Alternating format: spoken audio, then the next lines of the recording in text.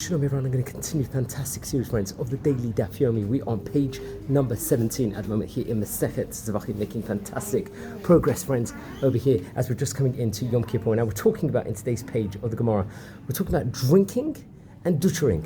It's actually said that Rav would not teach Torah publicly after eating and drinking during a Yom Tov meal until the next day due to not being completely sober. Now the Mishnah is going to teach us numerous factors that would invalidate the service in the Bet HaMikdash. For example, if the Kohen was lacking, let's say, in the number of garments required, or if he was sitting down. A case that is not mentioned in Mishnah, but is taught in the Gemara, is the service of a Kohen who drank wine, which is, let's say, invalid. Now initially, the Gemara, the Talmud, thought to prove this halakha from the verses, do not drink wine that will lead you to intoxication, neither you nor your sons with you when you go into the Mikdash. Now, to distinguish, let's say, between the holy and to the profane, as we learn about in Sefer Vayikra in chapter number 10, verses 9 to 10 respectively.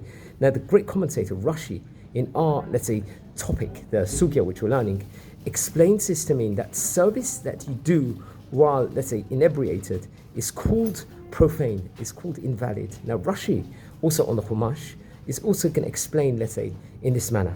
However, the Gemara actually is going to come on to conclude that the source for the drunken service itself being invalid is actually a Gezerah Shava derivation, let's say, in the case of a Kohen lacking the proper number of garments.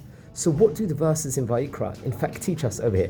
That a person should not render a halachic ruling when not completely sober, as in the case of Rab, let's say, who refrained from teaching after Yom Tov meal that included wine. According to this interpretation, the two verses in Vayikra are not both speaking about the Bet HaMikdash itself and sobriety, let's just say. Rather, the second verse comes to teach that when the teaching distinctions in the halakha between the holy and the profane, one must be sober. That's one thing talking about over here. Now, another halakha, say, regarding sobriety, about being sober, is that a Kohen who has drunk a reviet of wine may not do the priestly blessings, since doing the priestly blessings is comparable to the service in the Bet HaMikdash.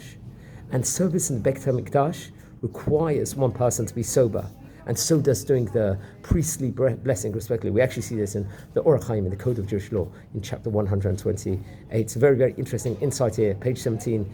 Here, heard this insight from Rabbi Moshe Newman. Wishing you all a Gemach Tima Tova, and take care. Thank you for watching.